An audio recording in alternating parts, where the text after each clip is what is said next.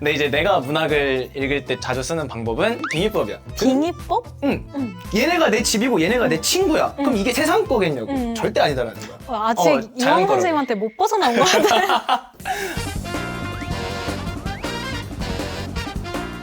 문제를 풀 때 시간 배분은 어떻게 했어? 일단 수능 국어를 기준으로 했을 때 푸는 순서는 진짜 다양한 것 같아. 그러니까 처음부터 쭉 푸는 사람이 있는가 하면 자기가 자신 있는 순서로 골라 푸는 사람들이 있고 비문학은 뒤에 빼놓고 진짜 다양한데 나는 개인적으로 1번부터 45번까지 그냥 쭉 푼 스타일이거든. 근데 일단 시간 배분에 대해서 이야기를 해보자면 80분이잖아. 근데 나는 마킹하고 좀 모르는 문제도 다시 한번 검토하는 시간까지 고려해서 10분을 그냥 뺐어. 70분? 그래서 그냥 70분이라고 생각하고 문제를 풀었는데 화작을 15분 안에는 풀려고 했어. 그러니까 아무리 내가 오래 걸려도 20분이 넘어가지 않게. 그러면 적어도 한 50분 정도가 남잖아. 그치. 그럼 이걸 문학 20분, 비문학 30분 이렇게 설계를 했었거든.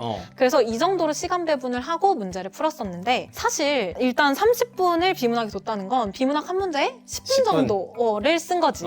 근데 이렇게 배분한다고 진짜 10분 남기고 착착착착 되기가 참 어려워. 쉽지 않아, 맞아. 절대 쉽지 않고 어려운 시험일 때는 사실 5분, 6분밖에 안 남아서 부랴부랴 한 적도 있어 나도. 근데 어느 정도 시험 볼 때 이 정도의 시간 배분 기준을 두고 풀었다는 얘기지. 나 같은 경우에는 이제 우리 때는 화작문이 합쳐져 있었잖아. 그러니까 지금은 뭐 화작과 언매로 나눠지긴 했지만 맞아. 언매랑 화작을 15분 안에 풀어요. 똑같이. 비문학은 35분, 그 다음에 문학 25분에 답 체크 플러스 검토 5분. 5분. 이렇게 개인적으로 나눴었는데 비문학에 35분을 둔 이유는 한 지문당 한 12분 정도. 12분. 12분 정도 사용하면 그래도 내가 꼼꼼하게 볼 수 있다라는 느낌. 그리고 문학이 훈련이 잘 되면 25분까지 안 걸려. 맞아. 그래서 이제 그거를 답체크 검토에 쓴다던가 아니면 비문학이 좀 어려우면 비문학에 쓴다던가 이렇게 사용을 했었던 것 같아. 근데 뭐 시험 볼 때마다 이 시간에 어긋난다 그래서 너무 신경 쓰실 필요는 없는 것 같아. 이제 내가 수능 보기 전까지 쭉 화작문을 15분 안에 못 푼 적이 없었어. 그러니까 수능 국어가 8시 40분에 시작이니까 8시 55분 안에 다 풀고 넘어가는 거야. 근데 수능 날 화작문을 다 풀었는데 9시인 거야.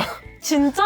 처음으로? 처음으로 되게 당황을 했었는데 그럼에도 시간 부족하지 않게 잘 마무리가 됐었거든 결국에는. 그러다 보니까 여러분들이 막 이 시간이 절대적인 게 아니라는 거. 충분히 뭐 유동적인 거지. 그러다 보니까 좀 자신 있게 생각하셨으면 좋겠다. 그러면 국어 공부를 도대체 몇 시간 해야 되나요? 이렇게 묻는 맞아. 친구들도 있을 것 같거든? 넌 얼마나 했어? 근데 사실은 이렇게 얘기하면은 모든 과목을 하루에 다 조금씩 해야 된다는 얘기가 돼. 그래서 하루에 얼마나 공부한다라는 질문보다는 한 일주일에 3-4번씩 계속해서 국어책을 들여다보는 게 난 중요하다고 생각하거든. 사실 왜냐면 매일 모든 전 과목을 한 번씩 본다? 이거는 사실 쉽지 않기 때문에 공부에 사실 시간을 정해두는 걸 좋아하진 않는 편이지만 그래도 한 번 할 때마다 뭐 한 1시간 반에서 2시간 정도씩 일주일에 3-4번 정도 하면 좋을 것 같다라고 얘기를 좀 해드리고 싶어. 많이 하면 많이 할수록 좋은 거지 당연히. 그치? 그래서 좀 이렇게 깔끔하게 정리를 해줬는데 나는 특히 내가 부족한 영역에 훨씬 많은 시간을 투자하라고 이야기하고 싶거든. 그러니까 내가 문학 문법은 잘하는데 비문학을 자꾸 틀려. 그러면 비문학을 훨씬 많이 공부해야지. 그치, 맞아. 그래서 2배, 3배 해야지. 그러니까 내가 취약한 영역이 뭔지를 확실하게 좀 점검을 해보고 부족한 영역을 위주로 국어 공부를 해라 라고 이야기하고 싶어. 우리 아까 앞에서 이제 감으로 문제 풀었던 친구들이 선지 분석이랑 지문 분석을 잘 해야 된다 이렇게 이야기를 했었는데 자 이제 그러면 문제 선지랑 지문은 어떻게 풀어야 하는 건지 한번 보여주시죠. 국어는 해설이 진짜 중요해. 네. 그래서 지문 분석을 얼마나 꼼꼼하게 하고 내가 해설지를 활용해서 얼마나 꼼꼼하게 해설하는지가 맞아. 내 국어 실력을 쌓아준다고 생각하거든. 근데 이때 주의해야 되는 게 내가 확실히 맞아서 맞힌 문제가 아닌데 내가 맞은 문제는 아예 들여다보지도 않는 친구들이 되게 많은 거야. 맞아. 그래서 심지어는 내가 그냥 찍었는데 맞아서 그냥 풀이를 안 하거나 내가 1번, 2번 밖에 몰랐어. 근데 정답이 1번인 건 알겠어. 그래서 풀어가지고 맞았는데 3번, 4번, 5번은 하나도 몰라. 그러면 다시 봐야 되는 게 맞는 거잖아. 그치, 맞지. 근데 이걸 안 보더라고. 그래서 절대 감으로 이거겠다 한 문제 넘기지 말고 꼼꼼하게 분석하는 거 이제 기억하고 그래서 정답인지 오답인지 그렇다면 왜 정답인지 오답인지를 꼼꼼하게 확인해야 한다. 이걸 강조하고 싶고 그리고 작품 전체 정리도 해야 되지만 내가 아까 이야기한 것처럼 문제 분석을 해야 되기 때문에 문제랑 이 선지 하나하나를 진짜 하나하나 뜯어보는 게 진짜 중요하거든. 글자 하나하나씩. 진짜 하나하나씩 완전히 그냥 해부를 하는 거야. 그래서 문제랑 선지 분석하는 방법을 내가 보여주도록 할게. 어떤 지문인가요? 그래서 나는 2023 수능 지문을 가져왔는데 내가 선지를 어떻게 분석했는지를 직접 보여줄게. 네. 그러니까 일단 이 문제는 기초대사량의 측정 방법에 대한 문제거든. 그래서 선지 분석을 어떻게 했냐면 지금 이 문제의 정답은 일단 4번이야. 그러면 4번이 맞고 나머지가 다 틀리다는 것까지는 모두가 다 알고 있겠지. 그렇지. 근데 여기에서 X 같은 경우에는 측정할 수 없다가 아니라 있다로 고쳐놨거든. 근데 이렇게만 문제 분석을 끝내는 친구들이 많을 거야. 근데 그게 아니라 있다면 왜 있는지를 이유를 같이 적어주는 거지. 그래서 뭐 환경 자체가 일정하게 유지된다 이런 식으로 그 근거를 이제 적어주면 이제 조금 더 얘가 왜 있는지 이렇게 그 근거 분석이 되겠지. 그래서 필요가 2번 같은 경우에도 산소의 양을 알 필요가 없다가 아니라 있다, 측정해야 된다 라고 적어주고 3번 같은 거를 특히 좀 잘 분석했으면 좋겠는데 기억과 니은과 뭐 이렇게 비교하는 거 있잖아. 맞아, 기억은 맞아. 니은과 달리 이런 문제가 보통 어렵기 때문에 이게 아니라면 기억과 니은이 모두 그런 건지 아니면 뭐가 틀린 건지 이렇게 정확하게 기억과 니은 모두 편하게 쉬어야 돼 이런 식으로 비교해서 적어주는 게 중요할 것 같고 마지막으로 5번에서도 최소한의 에너지를 공급하는 게 틀렸고 공복 상태야 라고 해서 지문에서 좀 근거를 끌어와서 정리해주는 정도로 좀 구체적으로 분석을 했던 것 같아. 그냥 이게 틀려서 끝 이게 아니라 그럼 어떻게 바뀌어야 하는지. 그렇지. 그래서 틀리면 틀린 그 근거를 적어주는 거지. 이렇게를 안 하는 친구들이 많으니까 사실은. 많아. 그러니까 그래서 비문학 실력이 안 는다고 생각하실 수도 있는데 이런 방식대로 한번 해보는 게 좋지 않을까라는 생각도 해봅니다. 사실 나는 비문학보다는 문학을 조금 더 좋아하는 편이야. 그냥 문학이 나랑 좀 잘 맞는 것 같아. 근데 이제 내가 문학을 읽을 때 자주 쓰는 방법은 스튜디오 S에서 이름을 붙여주신 빙의법이야. 빙의법? 응. 근데 3년 전이랑 똑같으면 안 되잖아. 아, 그치. 그렇지. 그래가지고 내가 이제 조금 더 살을 붙여서 왔거든? 2023 버전 빙의법인데요. 좀 어떻게 되는 건지 설명을 좀 하자면 왜냐면 설명을 안 드리면 이제 사이비처럼 보일 수 있어. 내가 작품의 화자 또는 서술자 또는 주인공이 되어서 그 사람이 되었다고 생각을 하고 작품 속에 들어가서 그 작품을 체험한다고 생각하면 좋을 것 같아. 인물의 빙의가 되는 거구나. 그렇지. 근데 이 몰입을 위해서는 뭐가 중요하냐? 그냥 갑자기 내가 홍길동이 되어야지 하면은 갑자기 내가 그 감정을 온전히 느낄 수도 있는 것도 아니고. 그치. 그쵸? 그러면 세 가지를 파악하시는 게 가장 중요해요. 뭐냐? 첫 번째는 화자의 상황. 왜냐면 그 화자나 주인공이 작품 안에서 어떤 상황에 있는지를 파악을 해야 그 사람한테 몰입하기가 쉬워. 사랑하는 사람과 이별한 상황인지 아니면 누구와 왜 싸웠는지 그런 것들을 파악을 해야 그 등장인물이 느끼는 감정을 내가 온전히 느낄 수 있단 말이야. 그게 되었다면 두 번째는 뭐냐? 화자의 정서. 정서는 감정이라고도 하죠. 그 상황 속에서 이 등장인물 또는 이 화자가 어떤 감정을 느꼈는지 알고 생각을 해봐야 되는 거죠. 물론 직접적으로 제시되는 경우도 있어. 뭐 눈물을 흘렸다 라던가 아니면 분노했다 이렇게 표현이 되기도 하지만 만약에 그렇지 않다라고 한다면 소설이 아니라 시 같은 경우에는 시어에 그 정서가 숨겨진 경우들도 있단 말이야. 맞아. 전혀 감정과는 관련 없는 단어가 띡 나와 있는데 갑자기 그 단어가 막 분노를 의미하는 경우도 있고 그러다 보니까 이제 그런 것들을 잘 파악을 해야 된다. 그 세 번째는 뭐냐면 지금 상황 받고 감정 받지. 자 그러면 화자가 그 상황 속에서 그 감정을 가지고 어떤 태도를 취하는가입니다. 슬픈 감정을 가지고 내가 사랑하는 사람과 이별을 받아들이고 있는지 아니면 진짜 바짓가랭이 잡고 매달리고 있는지 어떻게 하고 있는지 등을 파악해야 이해하기 쉽다라는 거지. 이 세 가지를 보면서 내가 주인공이 되었다고 생각하면 비문학보다 훨씬 쉽게 문학 작품을 볼 수 있을 거다. 근데 이러면 듣고 싶잖아. 어떻게 하는 건지. 그치. 혹시 궁금하지. 혹시 안 듣고 싶으실지.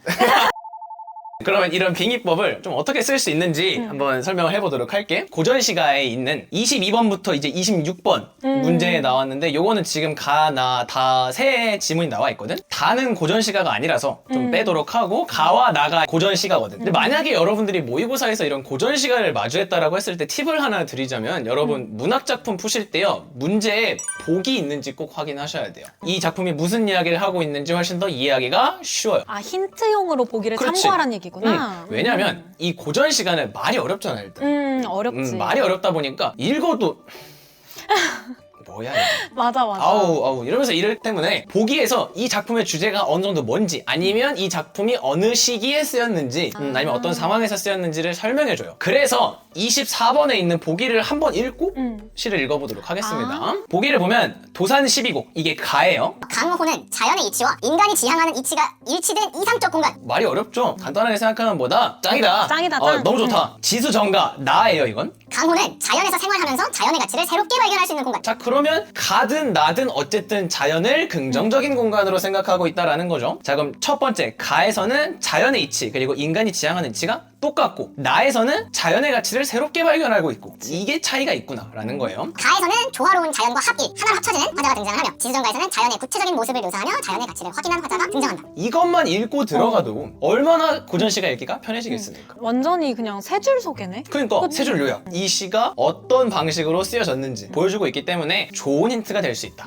자, 그러면 이제 이황의 도산 12곡이라는 시부터 읽어보도록 하겠습니다. 어떻게 빙의를 해야 하는가? 도산 12곡은 우선 12수까지 있는데 여기는 지금 1수, 2수, 6수까지만 나와 있어요. 1수부터 보겠습니다. 이런들 어떠하며 저런들 어떠하려 초야 우생이 이렇다 어떠하려 하물며 천석 고항을 고쳐 무슨 하려 이렇게 나와 있어요. 이 세 줄 읽고 바로 무슨 말인지 알겠다라는 사람은 아이, 말도 안 돼. 많지 않아요. 정말 적을 거예요. 자, 그럼 하나하나 보도록 합시다. 첫 줄은 그래도 쉽잖아. 그치. 무슨 뜻인 것 같아? 뭐 이런들 어떻고 저런들 어떠냐. 이러면 어떻고 저러면 어떠냐. 근데 이 의미가 뒷부분에서 어떻게 이어지는지를 봐야 돼. 초야 우생이라는 단어는 고전 시가를 읽으실 때 여러분들이 아마 외우셔야 하는 단어 그치. 중에 하나일 거예요. 외웠어야 굉장히 자주 나오는 단어거든요. 초야 우생은 뭐냐면 시골에 사는 어리석은 사람 이라는 뜻이에요. 그런 사람이 이렇게 산다고 한들 어떠냐? 그러면 나는 지금 누가 돼야 되는 거야? 빙의를 어디다가 해야 돼? 너는 이 사람이 돼야지. 초야 우생에다 해야 되는 거야. 그러면 그럼. 해야 돼 지금.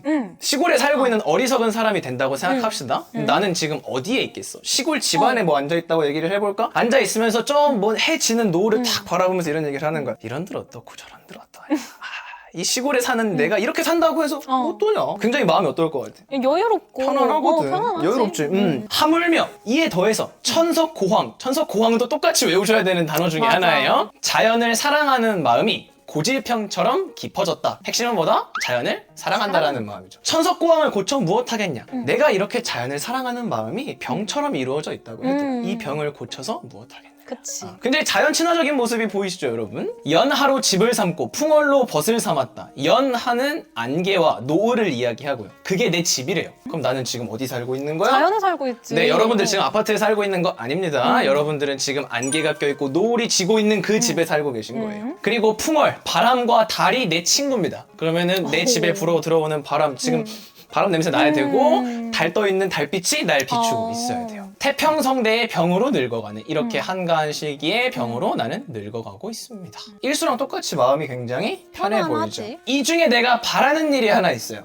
허물이나 얻고자 한다. 자, 내가 허물이나 얻고자라는 말의 뜻을 모른다고 해봅시다. 근데 지금까지 우리가 1수, 2수의 본 내용들을 봤으면 나는 지금 어떤 사람이야? 굉장히 내 마음가짐이 어때? 여유롭고 굉장히 편안하고. 편안하고 지금 내가 살고 있는 삶에 만족하고 있죠. 그 중에서 내가 바라는 일이 하나 있다. 허물이 없고 싶다. 나는 지금 자연에 살고 있고요. 그치. 고전 시가에서 보통 자연과 대비되는 소재로 뭘 사용하냐면 속세 또는 세상을 사용합니다. 그렇지. 그러면 내가 바라는 일은 이곳에 가고 싶은 걸까요? 아니면 자연에 있고 싶은 걸까요? 자연에 있고 싶은 거지. 그럼 허물이나 없고자 한다라는 거는 나는 세상에 가서 그런 거? 라는 그렇지. 얘기를 하고 있는 거예요. 보기에서 봤던 것처럼 나는 자연과 하나가 되려고 노력하고 있다는 거죠. 육수를 볼까요? 춘풍. 춘 무슨 한자일까요? 한자 공부 이래서 해야 된다는 거예요. 이거는 알아야지. 춘은 봄춘자잖아요. 그렇죠? 봄바람에 화만산. 화만산? 어디 산 이름인가? 이렇게 생각하지 마세요. 그러니까 산에 꽃이 만발해 있다는 뜻이에요. 봄이면 꽃이 많이 피니까. 그치. 이런 분위기를 생각해보면 여러분 속초호수에 벚꽃 보러 가신 적 있으신가요? 너무 예뻐. 너무 예쁘잖아요. 그렇죠? 그런 분위기 상상하시면 됩니다. 추야 가을밤에 월만대라 달빛이 대에 가득 차 있다. 분위기가 어때요? 너무 낭만적이다. 그렇지. 낭만적이지. 누가 지금 이 분위기에서 부정적인 걸 느낄 수 있겠냐고. 그치. 사시 가흥이 사람과 한 가지라. 사시. 우리 사시사철이라는 얘기 하잖아. 그렇지. 무슨 뜻이야? 야, 매일매일 쭉 계속. 사시가흥이라는 건 사계절의 아름다운 흥취. 봄, 여름, 가을, 겨울이 각각 아름다운 이유가 다르잖아요. 그치? 그런 것들이 사람과 한 가지다. 사람과 하나다. 즉 보기에서 나왔던 자연과 합일하고 있는 화자가 등장하고 있죠. 하물며 또 나왔네요. 어약, 연비, 운영, 천광이야 어느 끝이 있으리. 어약, 연비, 운영, 천광. 너무 어렵죠 말이. 나도 모르는 말이거든. 찾아보고 알아요. 근데 여러분 어약, 연비, 운영, 천광이야 어느 끝이 있겠느냐 이렇게 얘기하면 이거 자연과 관련된 거일 것 같지 않나요? 막 느낌은 잡을 수 네. 있을 것 같아. 그렇게 생각하고서 여러분이 문제를 풀면 충분히 괜찮아요. 방금 이 시를 읽으면서 저는 퇴계이황 선생님이 된 겁니다. 퇴계이황 선생님이 되어서 안개와 노을이 착 깔려있고 바람 불어오고 달빛이 나를 비추는 그 집 안에서 이런들 어떻고 저런들 어떻냐. 내가 자연을 사랑하는 마음이 병처럼 깊었다고 하더라도 그걸 고쳐 무엇하겠느냐. 왜? 난 여기가 너무 좋으니까. 나는 이렇게 자연과 하나가 되고 있으니. 이런 느낌으로 거 주시면 편안해집니다. 진짜 쏙쏙 자연스럽게 이해가 된다. 그럼 아까 제가 얘기했던 세 가지를 가지고 다시 한번 얘기를 해보면 화자의 상황 어땠죠? 상황은 지금 되게 어디 편안하고 자연에서 만족스러운 그런 그렇지, 그런 상황이고 거기서 화자가 느끼는 감정은 어땠을까요? 굉장히 여롭고 행복하고 만족. 그렇죠. 그래서 거기서 바라는 태도가 뭐였나? 허물이나 얻고자 한다. 그렇지. 나는 자연에서 계속 있고 싶다. 끝. 아니 근데 이게 진짜 하나하나 분석하는 게 아니라 직접 빙의해서 내가 느낀다고 생각을 하고 직접 내가 느끼는 그런 감정 상황을 이해한다고 생각하니까 전혀 어렵지가 않고 그러니까 이게 사실 읽으면서 좀 어려운 단어들도 분명히 맞아, 있었거든. 뭐 연하, 어. 풍월 뭐 이런 것들이 있는데 근데 뭐 연하로 집을 삼고 풍월로 벗을 삼는다니까 얘네가 내 집이고 얘네가 내 친구야. 그럼 이게 세상 거겠냐고. 절대 아니다라는 거야. 아직 자연 이황 거라고. 선생님한테 못 벗어나온 것 같아.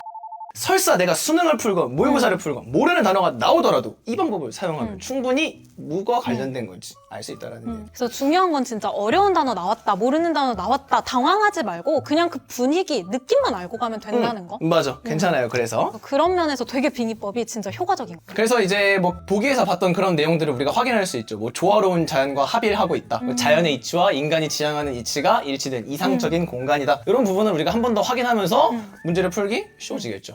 입시에 대한 고민을 공유하고 저희에게 간단한 질문을 할 수 있는 카카오톡 오픈 채팅방이 있는데요. 어떻게 들어가냐면요.